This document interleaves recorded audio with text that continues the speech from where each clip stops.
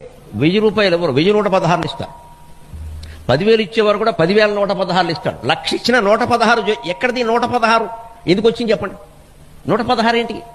కొంతమంది పాపం తెలియక అనుకుంటారు చివరి 0 ఉండకూడదండి. అది కాదు, 0 ఉంటే నష్టమే లేదు. వెనక నిజాం నవాబు గారు ఉన్నప్పుడు అన్ని ప్రాంతాల నుంచి పండితులు వస్తూ ఉంటే వాళ్ళకి 100 రూపాయల సంభావన ఇచ్చేవారట.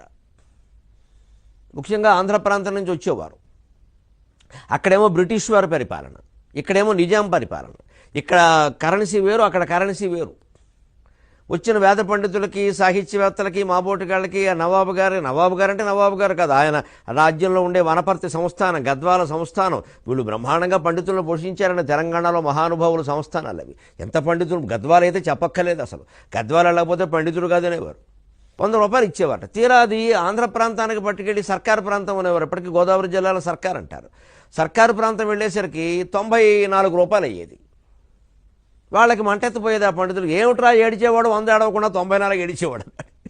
వచ్చిన ఇబ్బంది ఏమిటి, ఈయన ఇవ్వడం 100 ఇచ్చారు ఇక్కడ. కానీ అక్కడికి వెళ్ళేసరికి అది నాణ్యం చెల్లక కరెన్సీలో తేడా, అమెరికాకి మనకి డాలర్ తేడా ఉన్నట్టే అక్కడ తేడా కారణంగా 6 రూపాయలు తక్కువ వచ్చి 94 వస్తుంటే తర్వాత ఎవరో ఈ బ్రాహ్మణుల యొక్క అసంతృప్తిని ఈ రాజులకు తెలియజేశారు, ఈ సంస్థానాధిపతులకి.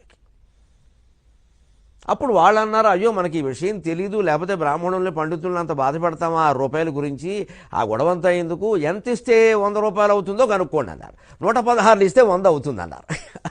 అక్కడి నుంచి 116 ఇవ్వడం అనేది తెలంగాణలో నిజాం నవాబు పాలనలో వనపర్తి, గద్వాల వంటి సంస్థానాల్లో పండిత పోషణ కారణంగా ఏర్పడింది.